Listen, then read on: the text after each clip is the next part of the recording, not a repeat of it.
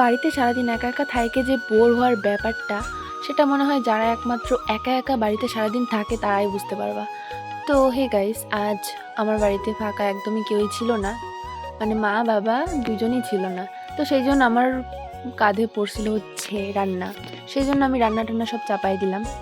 তো এদিকে ভাত বসাই, আমি সবজি টবজি কাটলাম। সবজি বলতে তেমন কিছু না, মানে পেঁয়াজটা কাটলাম, কারণ হচ্ছে আমি রান্না করলে সাধারণত আলু দিয়ে আলুটা সিদ্ধ করে নিই, কারণ ওই আলু কাইটে আমার খুব একটা ভাল লাগে না, সেই জন্য করি না। তো এদিকে সেদিন হচ্ছে মা তো বাড়িতে ছিল না, সেই জন্য হচ্ছে আমি রসুন দিয়ে রান্না করছিলাম, কারণ আমার মা না রসুন খাইতে পারে না, মানে তরকারির মধ্যে রসুনটা খুব একটা পছন্দ করে না। তো এদিকে আমি মশলা কইরে তারপর হচ্ছে ডিম ভাইজে সব কিছু রেডি করে নিলাম। এদিকে সম্বাসও বসাই দিলাম। তো আমার মতো কারা কারা হচ্ছে আলু হচ্ছে সিদ্ধ করে খাইতে ভালোবাসো, সিদ্ধ করে রান্না করে খাইতে ভালোবাসো, তো তারা অবশ্যই কমেন্ট করে জানাবা। তো এদিকে রান্না করব আর গান শুনবো, তা তা কি কখনো হয়? তো আমি এদিকে রান্না চাপায়ে পুরা কানের মধ্যে